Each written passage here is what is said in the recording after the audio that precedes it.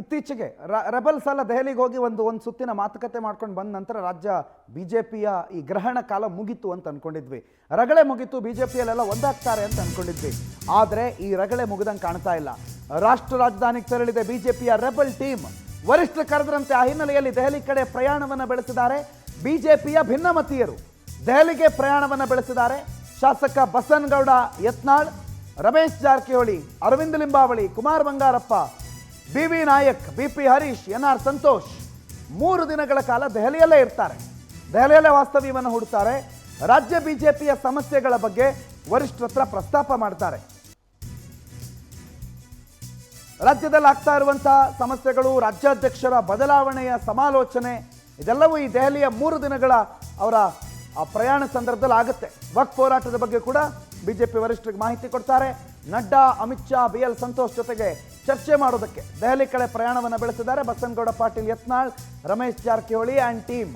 ಭಿನ್ನಮತೀಯರು ಅಂತ ರಾಜ್ಯದಲ್ಲಿ ಅವರನ್ನು ಗುರುತಿಸಲಾಗ್ತಾ ಇದೆ. ಈ ಭಿನ್ನಮತೀಯರ ಟೀಮ್ ದೆಹಲಿ ಕಡೆಗೆ ಪ್ರಯಾಣವನ್ನು ಬೆಳೆಸಿದೆ. ಇದು ಹೇಗೆ ಸಾಮಾನ್ಯ ಭಾಷೆನಲ್ಲಿ, ಆಡ್ಭಾಷೆನಲ್ಲಿ ನೋಡಿದ್ರೆ ಇವ್ರು ಹೋಗಿ ಚಾಡಿ ಹೇಳೋದು, ಅವ್ರು ಹೋಗಿ ಚಾಡಿ ಹೇಳೋದು, ಆ ರೀತಿಯಲ್ಲಿ ನಡೀತಾ ಇದೆ ಬಿಜೆಪಿನಲ್ಲಿ ಅಂತ. ಹಾಗಾಗಿ ಬಿಜೆಪಿಯಲ್ಲಿ ಕಲಹ ಮುಗುದಿಲ್ಲ, ಈ ಭಿನ್ನಮತ ಮುಗುದಿಲ್ಲ, ಅದು ಮುಂದಿನ ಹಂತವನ್ನು ತೆಗಿತಾ ಇದೆ. ಬಹಿರಂಗವಾಗಿ ಯಾರು ಮಾತಾಡ್ತಾ ಇಲ್ಲ ಅನ್ನೋದನ್ನು ಬಿಟ್ಟರೆ ಅಂತರಂಗದಲ್ಲಿ ಎಲ್ಲರೂ ಸ್ನೇಹಿತರು ಅಂತೇನಿಲ್ಲ. ಅಂತರಂಗದ ಸ್ನೇಹಿತರು ಯಾರೂ ಕಾಣಿಸ್ತಾ ಇಲ್ಲ. ಅವರವರೇ ಈ ಹಿಂದೆ ಏನು ಜಟಾಪಟಿ ಆಗ್ತಿತ್ತೋ, ಯಾವ ರೀತಿ ಅವರು ಬಹಿರಂಗವಾಗಿ ಮಾತಾಡ್ತಾ ಇದ್ರು, ಅದೊಂದನ್ನು ಹೊರತುಪಡಿಸಿ, ಮಾತಾಡೋದೊಂದನ್ನು ಬಿಟ್ಟು ಉಳಿದದ್ದೆಲ್ಲವೂ ಅದೇ ಆಗ್ತಾ ಇದೆ. ಇದು ಬಿಜೆಪಿಯ ಸದ್ಯದ ಪರಿಸ್ಥಿತಿ ಅಂತ ಹೇಳಿ ಭಾಳ ಸ್ಪಷ್ಟವಾಗಿ ಗೋಚರ ಆಗ್ತಿದೆ. ಅಂಗೈ ಹುಣ್ಣಿಗೆ ಗನ್ನಡಿ ಬೇಕೆ ಅಂತಂದಂಗೆ ಈ ರಾಜ್ಯ ಬಿಜೆಪಿಯ ಪರಿಸ್ಥಿತಿಯನ್ನು ಸಾಮಾನ್ಯ ರಾಜಕಾರಣ ಜ್ಞಾನ ಇರೋರು ಕೂಡ ಅರ್ಥ ಮಾಡ್ಕೋಬೋದು. ಅವರೇನೇ ಹೇಳಿದ್ರು ಏನೂ ಇಲ್ಲ, ಎಲ್ಲ ಸರಿ ಇದೆ, ಎಲ್ಲ ಚೆನ್ನಾಗಿದೆ ಅಂತಂದ್ರೂ ಅವರ ಮಾತಿನ ಹಿಂದಿರುವ ವ್ಯಂಗ್ಯ ಅರ್ಥ ಆಗುತ್ತೆ. ಮತ್ತು ದೆಹಲಿಗೆ ಇವ್ರಿಷ್ಟು ಜನರನ್ನು ಮಾತ್ರ ಯಾಕೆ ಕರೆಸ್ತಾರೆ ಅನ್ನೋದು ಕೂಡ ಗೊತ್ತಾಗುತ್ತೆ. ಮೊನ್ನೆ ಜೆ.ಪಿ. ನಡ್ಡಾ ರಾಜ್ಯಕ್ಕೆ ಬಂದು ಬೇರೆ ಬೇರೆ ಬಿಜೆಪಿ ನಾಯಕರನ್ನ ಮಾತಾಡಿಸಿದ್ರು ಕೂಡ ರೆಬಲ್ಸ್ ಟೀಮ್ ಅವ್ರನ್ನ ಯಾರನ್ನೂ ಮಾತನಾಡಿಸೋದಕ್ಕೆ ಒಪ್ಪಿರಲಿಲ್ಲ.